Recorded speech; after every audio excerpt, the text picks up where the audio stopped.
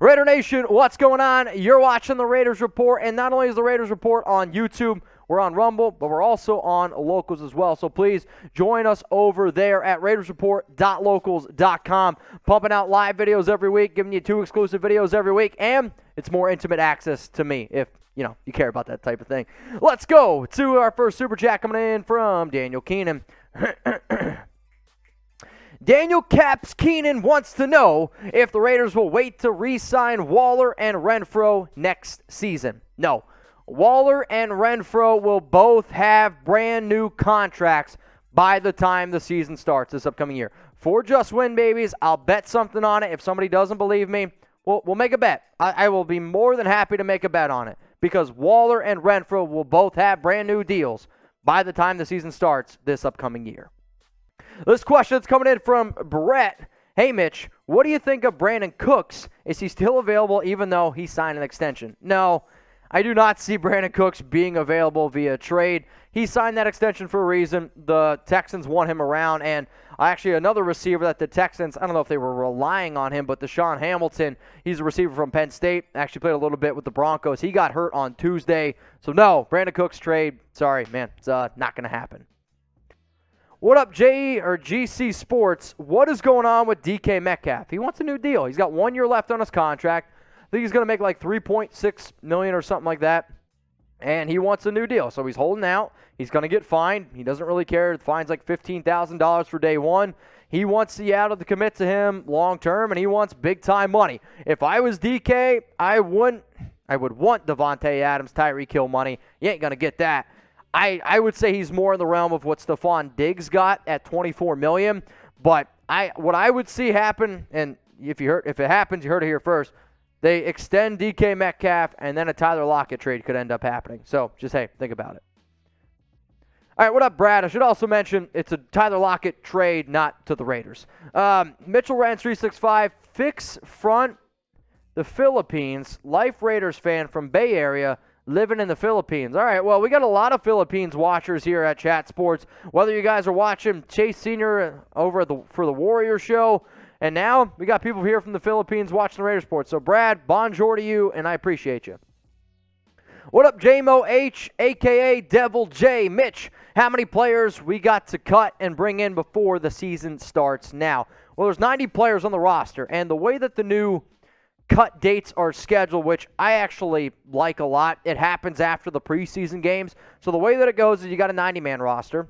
Then it goes down to 85. Then it goes down to 80. Then I believe it goes all the way down to, I want to say 70, but I don't know if that's right. And it's something like 90, 85, 80, then it's like 70, and then you got to get all the way down to 53. So we will keep you guys up to date with all the cuts that happen, and we will try to do our projections on 53-man roster. We're going to do projections the entire season, practice squad projections, but that stuff doesn't happen until preseason time. So until then, you can have 90 guys on your roster.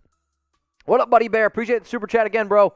Do you think Cap and AB should get together and play catch? They both have plenty of free time. FAB, always FAB here on the Raiders Report.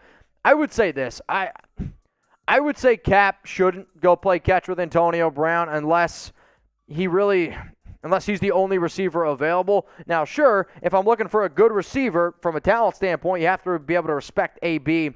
But no, he's not one of the guys that I would work with. If Cap was serious, though, the more catch he can have is probably helping him out in the long haul. So, y'all, make videos every single day here on YouTube. But you know what? If you want even more videos, if you really pride yourself on being a true Raiders fan, a diehard Raiders fan, and you want even more content from me, well, I also make videos over on Local. So you get 2 extra videos every week.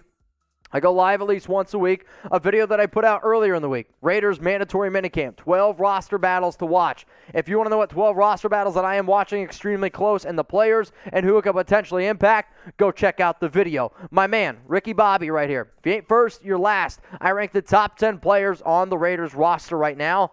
Derek Carr didn't make my top 5. I'm just going to tell you that right now. If you want to go check out the players that I put over him, it's on Locals, RaidersReport.locals.com, and I answer DMs over on Locals. So if you ask me something where you're like, man, I DM'd you on Instagram, I get hundreds of DMs all the time over on IG. But on Locals, I prioritize them. So if you DM me, I will get to your question. I promise you, I will get to your question. Let's go to this next question coming in here from Christopher Leonard. Mitch, does running back Abdullah have a real shot of making the team? Does he have a real shot? Yes. Does he have a good shot? No. One of the things that helps Ameer Abdullah is he has connections with the Raiders running back coach. So Kennedy Palomalo, he was with the Minnesota Vikings last season. Ameer Abdullah with Minnesota at some times in his past. He's now over here. He's a good pass-catching running back.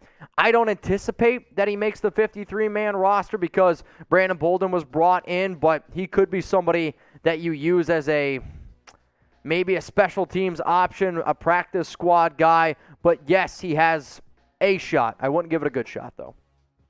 We got faded. Looks like you're faded. Of the Henny. Could the Raiders bring back Carl Nassib? Could it happen in the same situation? Yes, it could happen. I thought when the Raiders signed Nassib a few years ago to that 3-year, $25 million deal, I was like, this is going to be a bad deal, all right? It's not going to be a good one. However, Nassib is definitely built more to be in a 3-4 scheme. And with Raiders, Patrick Graham, a lot of versatility. They're going to run more 3-4 fronts. You're going to see 4-2-5, 4-3, 3-4. But if you're going to bring in Nassib, you better bring him in on a respectable deal. Like, I don't know, $2.5, $3 million type of restructure. Maybe you give him some incentives because the last time he played in a 3-4, he had 6.5 sacks. The year before that, 6 sacks. So he has shown that he can get after the quarterback and he can help a defense. You just got to put him in the right system, and you can't expect that he's going to be one of your top edge rushers like Gruden and Mayock did before. So what do y'all think here? Why for yes and for no? Should the Raiders bring back Carl Nassib? I've had actually a few people ask me this question before, but I want to ask the nation, the diehard fans watching the show, yes or no, should the Raiders bring back Nassib? Javier, what up, bro? Did Ferrell actually ask for a trade? Thanks, Mitch. I haven't heard anything regarding that. I don't know who told you that, but I have not heard that Ferrell has asked for a trade. I saw somebody on Twitter who, remember guys, if you see it on Twitter, just ask me like you're doing now, because there's a Twitter account that's verified that said that the Raiders, or that Ferrell asked for a trade, and I'm telling you right now, he's not a reliable source. It's 3 big sills there. In terms of, Ferrell, would it make sense? Sure, he can get a new landing spot. He can get a fresh new start somewhere. I can understand it from his standpoint. But the Raiders, man, if you can get a 5th-round pick for Clee, do it in a heartbeat. Would do it in a heartbeat. What up, SG Sports Talk channel? Thoughts on Howie Long? I mean, Howie Long's one of the greatest of all time to do it. Not only is he a respectable guy on and off the field, I think he's a great family man. He raised his kids right. He has a great football family. I mean, you talk about the best defensive ends in Raiders history and NFL history. I would put Howie Long at number 1. I know he's not the sack record holder for the Raiders.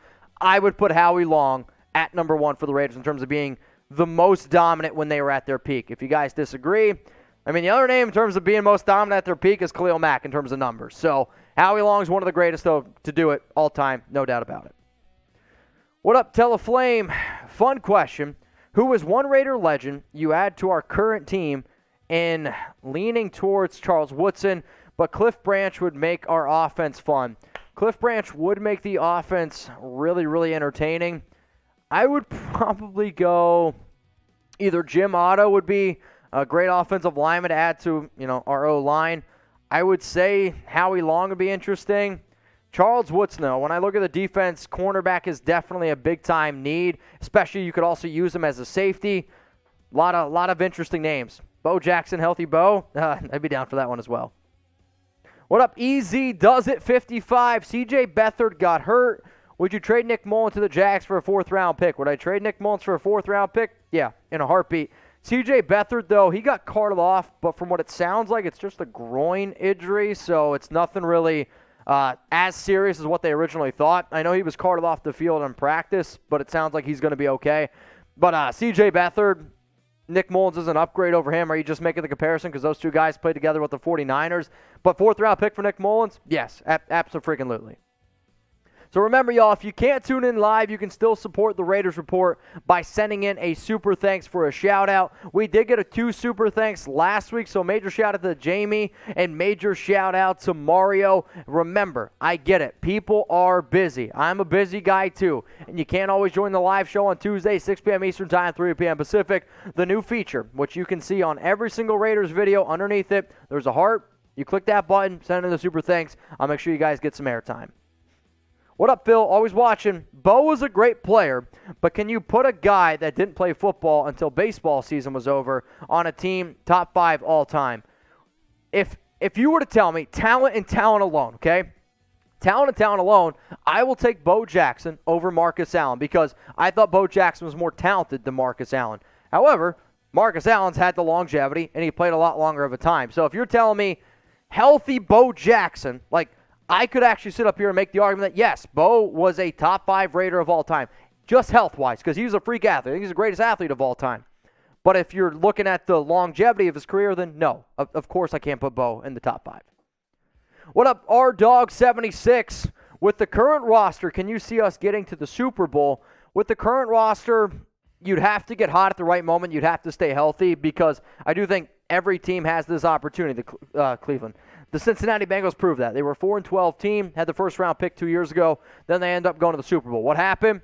Stayed healthy. They got hot at the right moment. I do see this team being a 10-win team as it stands right now. If you're able to go out and use that $22.5 million that you have and sign a player like a Darrell Williams, like an OBJ, like an Ndamukong Suh, Janoris Jackrabbit Jenkins, maybe a Chris Harris, Jamie Collins, some of these other players that can add, Trey Flowers, add extra depth to your team, then that's what takes a good team into a great team and hopefully a Super Bowl contender. So if the Raiders do anything this offseason, y'all, probably the first place you're going to be able to find it from me before I put it on a video, but hell, before I even put it on Instagram, it's on Twitter. At Mitchell Renz 365. A lot of news, a lot of updates, always trying to keep the fan base in the know. And, man, I've been trying to get a blue check mark for a while. I don't know what I got to do around here in these streets to get a blue check mark, but if you guys know anyone, please put them in contact with me. I'd appreciate it. What up, Stan? Mitch, in no particular order, based on your knowledge, rate your top 5 quarterbacks and wide receiver duos. Oh, man, I'd have to sit here and probably go through every single team. I mean, I know. Yeah, Matthew Stafford and Cooper Kupp. Hang on. NFL teams. I would sit here and say Derek Carr, Devontae Adams, they make that list. Josh Allen and Stephon Diggs absolutely make that list. Joe Burrow, Jamar Chase make the list. I'm going through some other now. Rams, I already made that one. Say that again. See, Tom Brady, Mike Evans, potentially. Keenan Allen, Justin Herbert's definitely up there. Who, I said that one. All right. Dak and CD, but I still think Carr and Devontae is a little bit better. Kyler Murray to Andre Hopkins. I mean, there's a lot of good ones out there, hopefully. I know it's more than 5, but those are the top ones in the league. What up, Fayez? Hypothetically, would you trade Adams for Aaron Donald? Yes. I would. And it's not because I don't like Devontae Adams. I will say this, though. Devontae, at his age, compared to Aaron Donald, there is an age gap there. But, man, you can make the argument that Aaron Donald's the most dominant player in the league. Like, I get that defensive players don't win MVP. But Donald, we're going to sit here and we're going to talk about, at the end of his career, is Aaron Donald the greatest defensive player of all time? And when I think of the greatest defensive players, for me personally, Reggie White's up there, Lawrence Taylor, and then it's Aaron Donald. Devontae is incredible. But Donald's, to me, a top 10 NFL player of all time. What up, late night? 559, going 12-5 this year. What do you think, Mitch? I don't see this Raiders roster currently going 12-5. If you're able to add a few more pieces, then it's definitely more of a possibility. But just because they can't go 12-5 doesn't mean that they're not a 12-win team. And what do I mean by that? It's a tough schedule, man. They got one of the toughest schedules out there. It's an absolute gauntlet from start to finish. There's only really 2-3 easy games on the schedule. And in years past, those are the games that somehow the Raiders lose. So they have the potential, no doubt, to go 12-5, but I want them to add a few more pieces. Super chat time coming in here from LRaider_88. Yo, Mitch, love the show. Thanks for the content. Thanks for watching. I'm able to make the content every day because people watch. People take time out of their day. So for you to say thank you, I'm also going to say thank you because, again, if you guys don't watch, my boss is not going to let me make these type of videos. What up, Mike? What are your expectations for our 2 rookie defensive tackles? I would say be sponges. In terms of expectations, I expect both Clelin Ferrell Jr. and Matthew Butler to be sponges and learn as much as they possibly can from Bilal Nichols, Jonathan Hankins, and then, the defensive line coach, Patrick Graham. I expect them to learn. I don't really know how much stats they're going to put up. If you can get 500 combined snaps from both of those 2 guys, I think that's a pretty good start as a rookie, and that's me saying that now. I also am really hoping that the Raiders go out and get a guy like Ndamukong Suh, and that helps them grow even more. What up, buddy? Where do you think OBJ will play this season? If I had to make a guess, the fact that OBJ just crashed Sean McVay's wedding, probably going to say Rams. The Saints make some sense to me as well. I would probably say the Raiders are the 5th or 4th best team in terms of odds to go out and get OBJ.